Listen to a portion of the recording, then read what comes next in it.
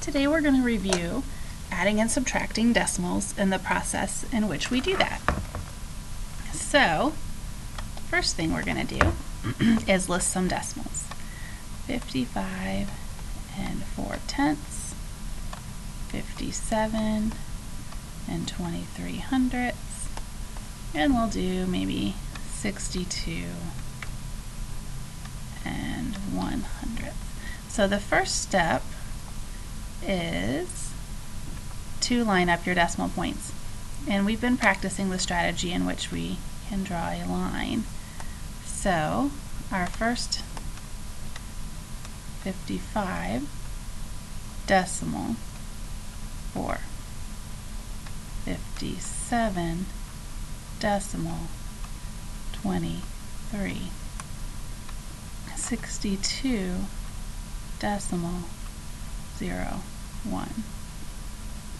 And that just puts our decimals and our place values in order. So we have the tens all lined up, the ones all lined up, the tenths, and the hundredths. Now remember, when we have a gap, we always have to fill it in with a placeholder, which would be a 0. So now if we were to add these, all we have to do is add our place value like normal addition. 3 plus 1 is 4. 4 plus 2 is 6. Decimal point. 5 plus 7 is 12. Plus 2 is 14. Carry your 1. 5 plus 1 is 6. 6 plus 5 is 11. And 11 plus 6 is 17. So our answer is 174 and 64 hundredths.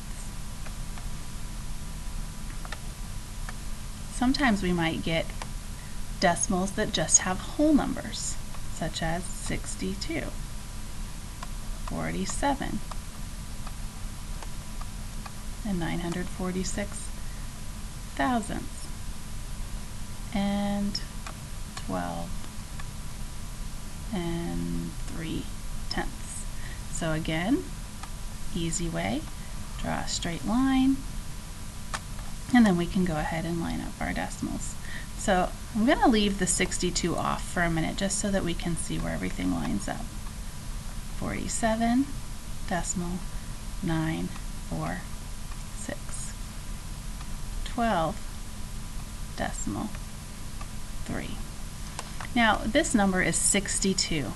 Is 62 going to go in my decimal place value or my whole number place value? It's going to go in the whole number because it is a whole number. There is no decimal point. So that means we need to look at our place value. Here's the ones, here's the tens. So look here, where is our ones place? Right here with the 7 and the 2, so that's where my 2 goes. The 6 is in the tens place, which is where the 4 and the 1 are, so that's where the 6 goes. So our invisible decimal would go right there. And again, we need to fill in placeholders to show that those spots could have something, but right now they don't. So our answer for adding is 6, 4, 12, decimal, carry the 1. 2 plus 1 is 3, 7 plus 3 is 10, 10 plus 2 is 12. 6 plus 1 is 7, 7 plus 4 is 11, 11 plus 4 is 12. So our answer is 122 and 246 thousandths. Now the same thing goes for when we are subtracting. If we have 26, 12, and 42, we would have to again line up our decimals. Okay, and like we just looked at on the other page, the 26 would go over here in the whole number place value. The 12 would go right here. Now just because the 26 only has 2 digits and this one has 1, 2, 3, 4 digits doesn't mean this number here, 12 and 42 hundredths, is bigger than 26. You have to look at your whole numbers. 26 is definitely bigger than 12, and it's also the first number in our number sentence, so it would definitely go first. But then we also need to fill in our placeholders. So when we subtract 0 minus 2, oh, can't do that. 0 minus 4, can't do that either. 6 minus 2, yes. So we're going to borrow from the 6, and it's going to become a 5.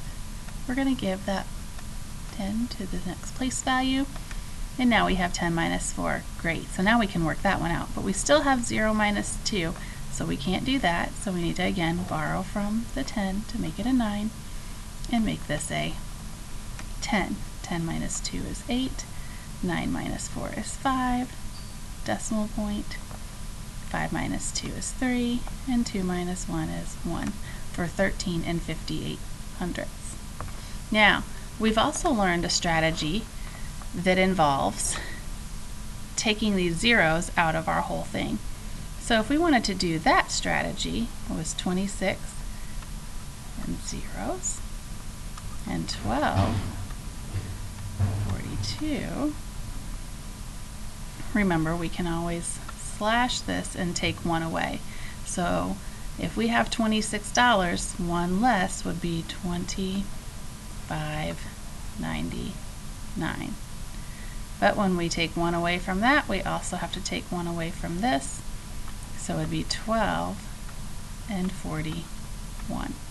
So now if we subtract, 9 minus 1 is 8, 9 minus 4 is 5, 5 minus 2 is 3, and 2 minus 1 is 1. And that's another strategy we worked on with whole numbers, but it can also work the same with decimals.